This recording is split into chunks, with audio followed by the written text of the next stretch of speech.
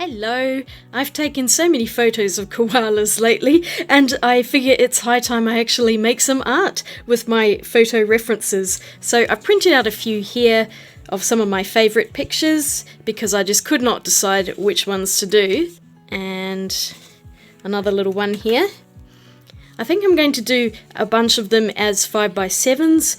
I've got 4 of them in that size, and then I've got my absolute favourite one in a 9x12, so I think I'll do a much larger painting on this one.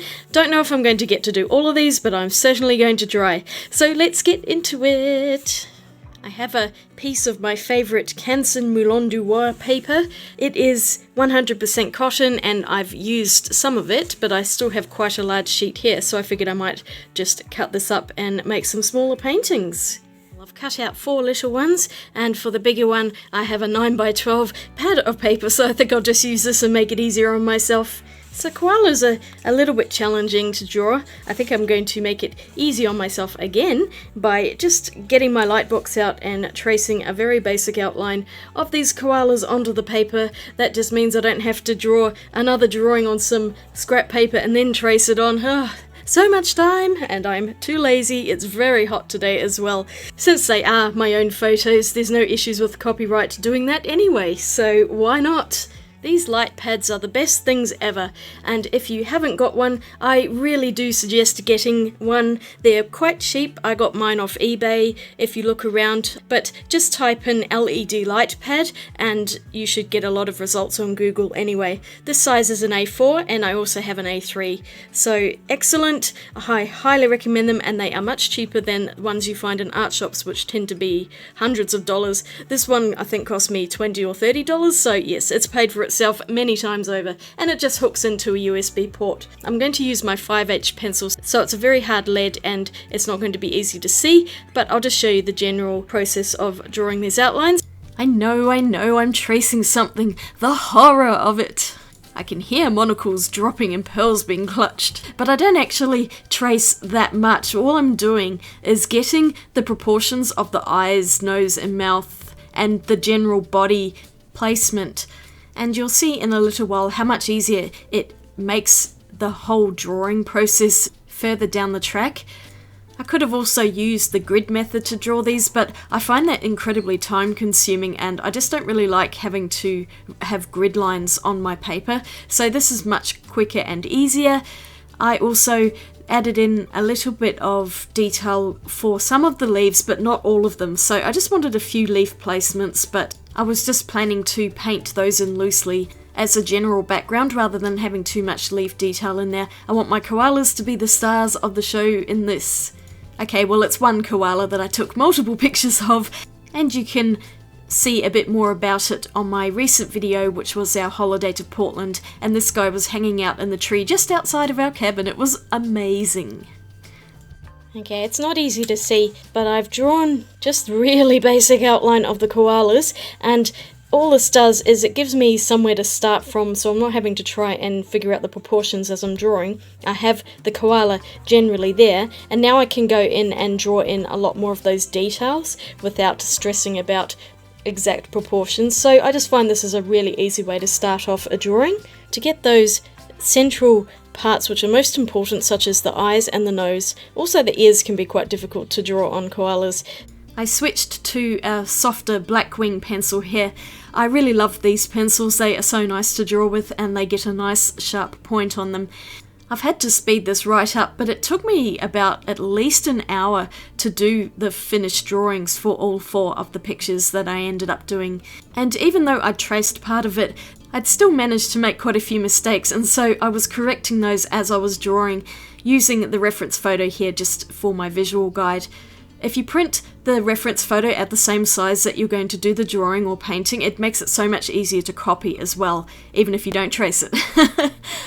I've uploaded all of these reference images onto Pixabay, which is a free website that you can download reference photos and use them however you want. They're royalty free, you don't have to pay for it. So I'll link to my page in the description below, and you can find these images on there. Feel free to use them however you like, and maybe you want to try some of your own artworks. I do take donations though, and there is a donate button on there. and it's most appreciated. But I'm cool either way. I mean, I've used so many free images myself, so it's only fair that I put some up as well. So drawing an outline of something can actually make it quite difficult to get right, because I find the rendering part is even more important to get a realistic picture. And rendering is basically shading and detailing of the image. So at the moment it's just a very basic outline. Their eyes look really scary, but it's when I add the paint shortly that these pictures will actually start to come to life. And here are my 4 koalas all drawn out. Their eyes look so creepy when they're not coloured in. So I have been thinking about what I'm going to paint them with. I think I might go for my Schmincke Horadam set, which, if I open it, it's got all sorts of colours in here. So I'll be choosing some from down on this line and maybe some of the greens. I'll see what else I end up with, maybe some blue sky as well. So I'll just use this palette. I'll figure it out as I go along. I could not decide what colour to paint the koalas. The Payne's Grey bluish was too blue and the neutral tint was too brown, so in the end I actually did about an equal mix of the two of them, and this created a much more accurate koala colour. But you can see there's a few different shades here. My first one was a little bit of a mess until I figured that out. So I'm using a very limited colour palette in this entire video. I used the same colours for all 4 paintings, and aside from the 2 neutral and Payne's Grey colours, I had a couple of bright greens in there just to add a bit of life to those leaves. I had some of the Naples yellow reddish and just one of the gold colours really watered down just to give a little bit of tone to the fur so it's not pure white. And then I used, I think it was cobalt azure for the sky. It's quite granulating. It's a fairly low tinting strength colour, but it's what I wanted for the skies in these. I did not want the sky to be a really bright phthalo blue. And then I went over everything again with another layer because the paint had dried fairly light and I wanted to add in some of the darker shading for certain areas of the fur where it was a lot darker than others. I worked on one koala painting at a time, and I'm happy with how this first one turned out. Moving on to the second one with really scary eyes, I found that all of these paintings had a really ugly face and definitely needed a couple of layers on the koala itself. I will show you all of the finished paintings together at the end of this, because I completely forgot to put those in. Oops! I used a random assortment of browns for the tree branches. I could not tell you which colours they were, and I used the same greens, a really light green and a slightly darker one. And then using that cobalt azure for the sky again. I really like it actually. It's low tinting, but it gives a nice soft colour, and you can see I'm just dropping in green paint there to add in the hint of leaves rather than painting in every single leaf, because that was just going to take forever. And also I don't want those leaves to really be dominant in the picture, because the green is a lot brighter than the koala. They would be if I tried to paint them all. Because it's a painting, it doesn't have to be exactly like the photograph, and I did leave things out like certain leaves and branches which were just far too annoying, or they'd gotten in front of the koala, things like that, so I just cut them out. And that's a great way just to cherry pick the best parts of a photograph and leave out anything that's undesirable. I find with Schmincke watercolours that they do work best when they've been layered a few times. So each of these paintings had maybe 2 or 3 layers of paint, and it just builds up the vibrancy of them. Going into this one, I would say this is the most difficult of the 4 paintings I did, and that's because the light was shining down on the koala's head and I was trying to capture it, but I wasn't very successful, unfortunately, with this, and he looks like he has a very funny hairstyle. But never mind, I kept persevering, and I'm just adding in that blurry green and blue background for a bit of interest.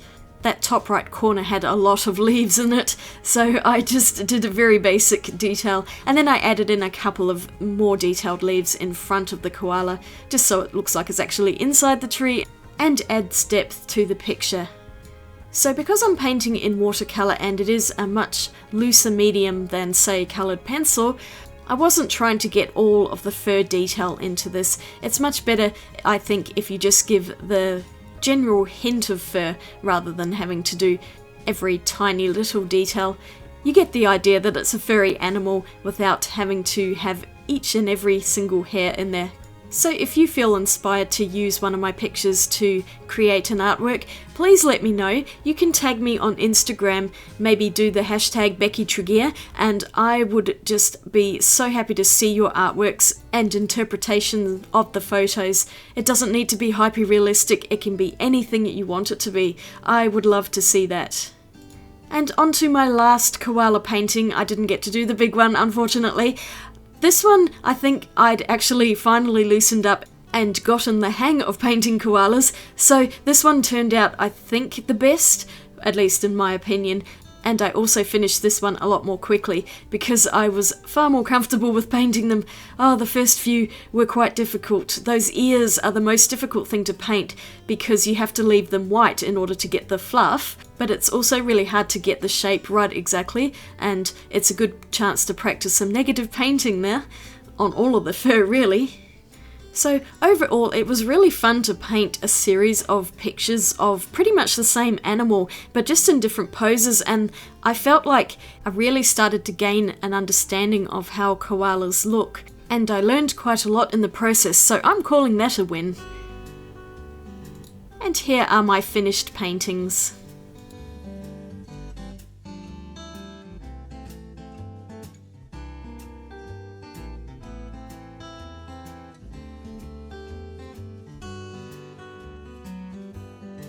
Well, I got 4 done. I think I'm going to leave the 5th one for now because my attention span has completely gone and I want to spend a bit more time with the larger one. I'm thinking I might even do it in a different medium, either oil pastels, maybe oil paint. So I'm going to leave that one for a future video. I'm going to call it done with these 4 that I have actually managed to finish on time. I just need to sign them, so I've got a super skinny pen to sign them. There we go, little signatures on them. Not all of them maybe turned out quite as well as I would have hoped. This one, I think it's just I could not capture the light correctly because the light was shining down on his head and it looks a bit funny, like he's got a Trump hairstyle or something. That's the Donald Trump koala. But let me know which one's your favourite. Koalas are really difficult to paint in watercolour, that's for sure. Mostly because they do have that white fur that comes off and it's really hard to negative paint around it. I think probably this one I got most successfully done around the ears, but it was an interesting learning experience and I have 4 paintings for it. Thank you so much for watching this video. If you enjoyed it, don't forget to give it a thumbs up and click the subscribe button for more videos to come, and I will see you all again really soon in my next one. Swatch you later. Bye!